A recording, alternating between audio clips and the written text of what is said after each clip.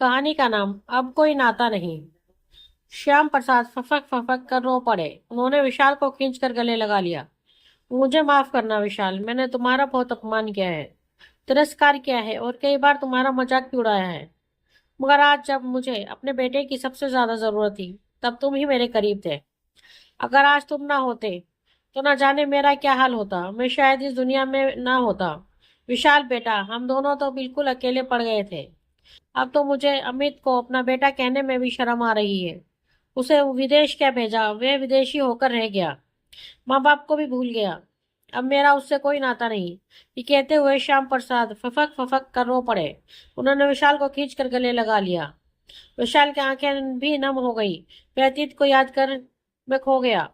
विशाल के पिता राम प्रसाद की एक छोटी सी मेडिकल शॉप थी, जो सरकारी अस्पताल के सामने थी। परिवार की आर्थिक स्थिति विकट होने से विशाल ज्यादा पढ़ नहीं पाया।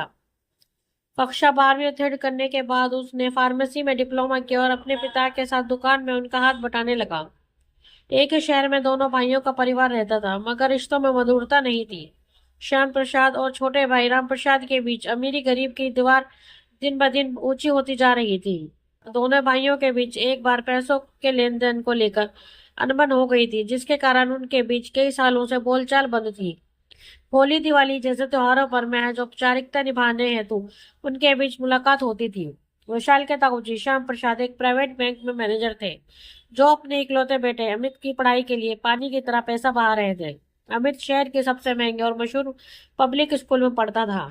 जब कभी विशाल उनके से बैंक में या घर पर मिलने जाता था, तब वे उसका मजाक उड़ाते हुए कहते थे, अरे विशाल, एक बार कॉलेज का तो मुंह देख लेता, अभी 20-22 साल का है, नहीं हुआ है, दुकानदारी करने बैठ गया, कॉलेज लाइफ कब एंजॉय करेगा, तेरा बाप क्या पैसा साथ लेकर जाएगा। नहीं ताऊ जी, ऐसी बात नहीं है, मेरी भी आगे पढ़ने की इच्छा है, पर पापा भी मुझे पढ़ाना चाहते हैं, पर मैं अपने घर की आर्थिक स्थिति से अच्छी तरह अवगत हूँ। मैंने ही उन्हें मना कर दिया है कि मुझे आगे नहीं पढ़ना है। आशा और आभा को पहले पढ़ाना लिखाना है, ताकि वे पढ़ लिख कर अपने पैरों पर खड़ी हो जाएं, जिससे उनके विवाह में अड़चन ना आए। एक बार उनके हाथ पीले हो जाएं तो मम्मी पापा की चिंता मिट जाएगी। वे दोनों आए दिन आशा और आभा की चिंता करते हैं। आजकल के लड़के पढ़ी लिखी और नौकरी करने वाली लड़कियां ही ज्यादा पसंद करते हैं। ताऊ जी, आपको तो पता ही है कि हमारी मेडिकल शॉप से ज्यादा आमदनी नहीं होती। सरकारी अस्पताल के सामने मेडिकल की 50 दुकानें हैं। कंपटीशन बहुत बढ़ गया है, फिर आजकल ऑनलाइन का भी जमाना है। मेरा क्या है, मैं आशा और आभा की विदाई के बाद भी प्राइवेटली कॉलेज कर लूंगा, पर अभी परिवार की जिम्मेदारी निभाना जरूरी है। विशाल ने अपनी मजबूरी बताते हुए कहा तो श्याम प्रसाद को बड़ा ताज्जुब हुआ कि विशाल खेलने कूदने की उम्र में इतनी समझदारी व जिम्मेदारी की बातें करने लगा है। एक उनका बेटा अमित है, जो विशाल की ही उम्र का है, मगर उस पर अभी भी बचपना और अल्हड़पन सवार था। वह घूमने फिरने और मौज मस्ती में ही मशगूल था। श्याम प्रसाद के पास रुपये पैसे की कमी ना थी। उनके बैंक के कई अधिकारियों के बेटे विदेशों में पढ़ रहे थे, तो श्याम प्रसाद ने ही भी अमित को विदेश भेजने के सपने संजो कर रखे थे। वक्त बीत रहा था। अमित इंजीनियरिंग में बीई करने के बाद एमएस के लिए ऑस्ट्रेलिया चला गया। इसी बीच श्याम प्रसाद बैंक से सेवानिवृत्त हो गए। पत्नी सुजाता के साथ आराम की जिंदगी बसर कर रहे थे। अमित के लिए विवाह के ढेरों प्रस्ताव आने शुरू हो गए थे। अपना इकलौता बेटा विदेश में है, ये सोचकर ही श्याम प्रसाद मन ही मन फूले न समाते थे। अब तो वह जमीन से 2 कदम ऊपर ही चलने लगे थे। जब भी कोई रिश्तेदार या दोस्त मिलता तो वे अमित की तारीफ के में कसीदे पढ़ने लग जाते। कुछ दिन तक तो परिवार के सदस्य और यार दोस्त उनका ये रिकॉर्ड सुनते रहे, मगर धीरे धीरे उन्हें जब बोरियत होने लगी तो वे उनसे कन्नी काटने लगे। वक्त अपनी रफ्तार से चल रहा था। अमित को ऑस्ट्रेलिया जाकर 3 साल का वक्त हो गया था।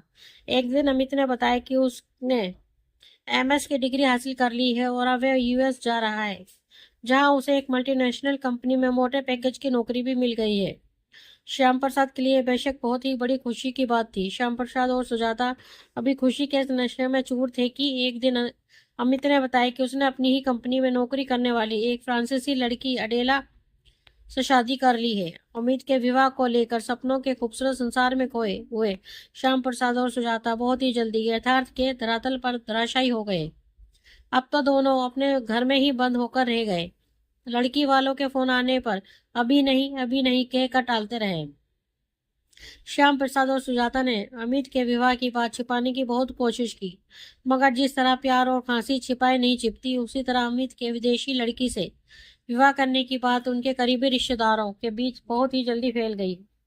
परिणाम स्वरूप रिश्तेदारों और करीबी लोगों ने उनसे किनारा करना शुरू कर दिया। उधर अमित दिन ब दिन अपने काम में इतना मसरूफ हो गया था कि वह महीनों तक अपने माता पिता को फोन नहीं कर पाता था। यहाँ से श्याम प्रसाद और सुजाता फोन करते तो वे कभी काम में बिजी बताकर या मीटिंग में हैं कहकर फोन काट देता। अब तो श्याम प्रसाद और सुजाता बिल्कुल अकेले पड़ गए थे। छोटी मोटी बीमारी होने पर उन्हें पड़ोसियों का सहारा लेना पड़ता था, मगर हर बार ये मुमकिन नहीं था कि जब उन्हें जरूरत पड़े तब पड़ोसी उनकी सेवा में हाजिर हो जाएं। इसी बीच देश में कोरोना महामारी की दूसरी लहर ने कहर ढाना शुरू कर दिया। लॉकडाउन के कारण काम वाली बाई रजनी ने आना बंद कर दिया और घरेलू नौकर किशन अपने गांव चला गया। लोग अपने घरों में बंद हो गए। सुजाता को दमे की शिकायत थी तो श्याम प्रसाद डायबिटिक थे। चिंता और तनाव ने दोनों को और अधिक बीमार बना दिया था। अमित इस संकट की घड़ी में व्हाट्सएप पर टेक केयर, बाहर बिल्कुल मत जाना और जाना पड़ जाए तो मास्क पहनकर जाना, सैनिटाइजर का उपयोग करते रहना, बार बार साबुन से हाथ धोते रहना, सोशल दूरी बनाए रखना जैसे महज औपचारिक संदेश नियमित रूप से भेजकर अपने कर्तव्य की इतिश्री समझ लेता था। एक दिन रात में श्याम प्रसाद को तेज बुखार आया। उन्हें लगा मौसम बदलने से आया होगा। घर में ही दवा रखी, खा ली, मगर बुखार न उतरा। 2 दिन बाद उन्हें सांस लेने में तकलीफ होने लगी और मुंह का स्वाद चला गया। तब सुजाता को पता चला कि ये तो कोरोना के लक्षण है। रात में करीब 1 बजे उन्होंने विशाल को फोन किया और सारी बात बताई। विशाल की उसके पिता ने तुरंत भागदौड़ कर शुरू कर दी। विशाल ने एक सामाजिक संस्था से यहाँ से एम्बुलेंस मंगवाई और अपने पिता के साथ श्याम प्रसाद के घर के लिए रवाना हो गया। बीच रास्ते में विशाल अस्पतालों में बेड की उपलब्धता के लिए लगातार फोन कर रहा था। 2-3 अस्पतालों से नकारात्मक उत्तर मिला, मगर एक अस्पताल में एक बेड मिल गया। विशाल ने श्याम प्रसाद को फोन करके अस्पताल जाने के लिए तैयार रहने के लिए कहा। रात करीब 2 बजे श्याम प्रसाद को एक अस्पताल के कोरोना वार्ड में एडमिट कर लिया और ट्रीटमेंट चालू हो गया। सुजाता की आंखों में छिपा हुआ नीर आंसुओं के रूप धारण करके गालों को भिगोने लगा, जिसे देख के विशाल ने कहा, ताई जी प्लीज आंसू न बहाओ, अब चिंता की बात नहीं है, ये शहर का बहुत अच्छा अस्पताल है, ताऊ जी जल्दी ही स्वस्थ हो जाएंगे। ताई जी अब आप हमारे घर चलो, ताऊ जी के ठीक होने तक आप हमारे घर में ही रहना। अस्पताल में कोरोना मरीज के रिश्तेदारों को ठहरने की अनुमति नहीं है। सुजाता का कंठ रुंध गया था, वे बोल नहीं पा रही थी। खामोशी से विशाल के साथ रवाना हो गई। श्याम प्रसाद का ऑक्सीजन लेवल कम हो जाने से कुछ दिनों तक उन्हें वेंटिलेटर पर रखा गया, फिर उन्हें जनरल वार्ड में शिफ्ट कर दिया गया।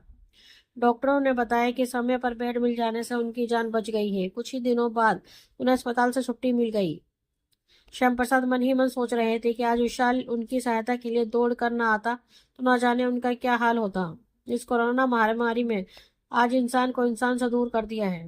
कोरोना का नाम सुनते ही अपने लोग ही दूरियां बना लेते हैं। ऐसे में विशाल और राम प्रसाद ने अपनी जान की परवाह किए बगैर उनकी हर संभव सहायता की थी। बुरे वक्त में विशाल ही उनके काम आया था। उनके अपने बेटे अमित ने तो उनसे महज औपचारिक रिश्ता बनाकर रखा था। वे मन ही मन सोचने लगे कि अब उससे तो नाता रखना बेकार है। विशाल के साथ साथ श्याम प्रसाद भी अतीत की यादों से वर्तमान में लौटे। वे अभी भी विशाल को अपने गले से लगाए हुए थे। विशाल ने अपने आप को उनसे अलग करते हुए कहा, ताऊ जी पुरानी बातों को छोड़ दीजिए, मैं तो आपके बेटे के समान हूँ। क्या पिता अपने बेटे को डांटता फटकारता नहीं है? फिर आप तो मेरे बड़े पापा हैं। मुझे आपकी बातों का कभी बुरा नहीं लगा। अब आप अतीत की कटु यादों को बिसरा दो और अपनी तबीयत पर ध्यान दो। अपनी मेडिकल की दुकान होने से कई बार अस्पतालों में जाना पड़ता है, इसी कारण कुछ एक डॉक्टरों से मेरी पहचान हो गई है, इसलिए आपको बेड मिलने में ज़्यादा परेशानी नहीं हुई और आपका समय पर इलाज हो गया। अब आपको डॉक्टर ने सख्त आराम की हिदायत दी है। बाद में एक वे ताई जी की ओर से मुखातिब होते हुए बोला, ताई जी अब आप ताऊ जी के पास ही बैठी रहोगी और इनका पूरा ध्यान रखोगी, साथ ही अपना भी ध्यान रखोगी। अब आपकी उम्र हो गई है, सो आप दोनों को आराम करना चाहिए। अब आप दोनों को किसी तरह की चिंता करने की आवश्यकता नहीं है। अभी कुछ ही देर में आशा और आपा यहाँ पर आ रही है, वे किचन संभाल लेंगी और घर का सारा काम भी वे दोनों कर लेंगी। अभी विशाल ने अपनी बात समाप्त भी नहीं की थी कि रामप्रसाद ने अपनी पत्नी सरला और दोनों बेटियों के साथ घर में प्रवेश किया। रामप्रसाद भीतर आते ही श्याम प्रसाद के पैर छूने के लिए आगे बढ़े तो श्याम प्रसाद ने उन्हें अपने गले से लगा लिया। दोनों की आंखों से गंगा जमुना बहने लगी। एक लंबे अरसे से दोनों के मन में जमा सारा मैल पल भर में आंसुओं में बह गया। दोनों भाइयों को वर्षों बाद गले मिलते देख परिवार के अन्य सदस्यों की आंखें भी पनीली हो गईं। आशा और आभा सभी के लिए चाय नाश्ता बनाने के लिए रसोई घर की ओर मुड़ गई। बैठक में कुछ देर तक निस्तब्धता छाई रही, जिसे विशाल ने भंग करते हुए कहा, ताऊ जी एक बात कहूँ। कोरोना महामारी ने लोगों के बीच दूरियां जरूर बढ़ाई हैं, पर हमारे लिए कोरोना लक्की साबित हुआ है, क्योंकि इसने दो परिवारों की दूरियां मिटाई हैं। ये कहते हुए वह जोर से हंसने लगा। विशाल की हंसी से ने गमगीन माहौल को खुशनुमा बना दिया। श्याम प्रसाद और राम प्रसाद की नम आंखों में भी हंसी चमक उठी। श्याम प्रसाद ने विशाल को इशारे से अपने करीब बुलाया और अपने पास बैठाते हुए कहा, विशाल बेटा एक बात ध्यान से सुनना। सरकारी अस्पताल के सामने मैंने अपनी एक दुकान बनवारी लाल को किराए पर दे रखी है। वह इस महीने की 30 तारीख को खाली कर रहा है। आप तुम इस दुकान में शिफ्ट हो जाना। आज से यह दुकान तुम्हारी है, समझे? मैं जल्दी ही वकील से यह दुकान तुम्हारे नाम करवाने के लिए बात कर लूंगा। विशाल बीच में बोला, नहीं ताऊ जी, मेरी अपनी दुकान अच्छी चल रही है, प्लीज आप ऐसा ना करें। अरे विशाल, मुझे पता है तेरी दुकान कितनी अच्छी चलती है। एक कोने में तेरी छोटी सी दुकान है और अस्पताल से बहुत दूर भी। बस तू मेरी बात मान ले, अपने ताऊ जी से बहस ना कर।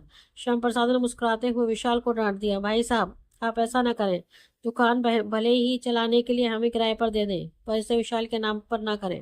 राम प्रसाद भविष्य का विचार करते हुए सुझाव देने लगे तो श्याम प्रसाद किंचित आवेश में बीच में बोल पड़े, अरे रामू, ये मेरी प्रॉपर्टी है, मैं चाहे जिसे दूं।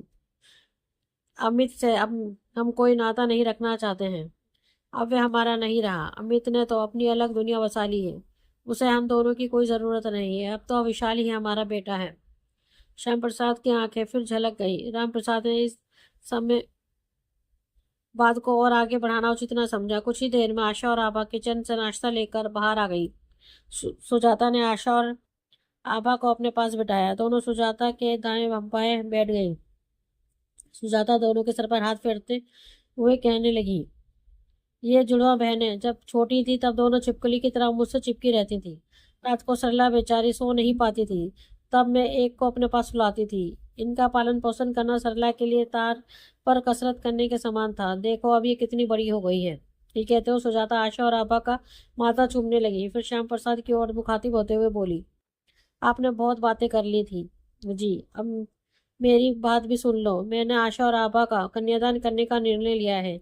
दोनों का विवाह क्या संपूर्ण खर्च में करूंगी। वैशाली ने जितना पढ़ना है पढ़ने देना, और अगर तुम प्राइवेटली आगे पढ़ना चाहो तो पढ़ सकते हो। अब तुम्हें और तुम्हारे मम्मी पापा को आशा आभा की चिंता करने की जरूरत नहीं है। सुजाता, तुमने तो मेरे मुंह की बात छीन ली है। मैं भी यही कहने वाला था। हम तो बेटी के लिए तरस रहे थे। ये अपनी ही तो बेटियां हैं। श्याम प्रसाद ने उत्साहित होते हुए कहा तो उनका चेहरा खुशी से चमक उठा। मगर उनकी बातें सुनकर राम प्रसाद और मुख दर्शक बन बैठी सरला की आंखों से आंसुओं की धारा धीरे धीरे बहने लग गई।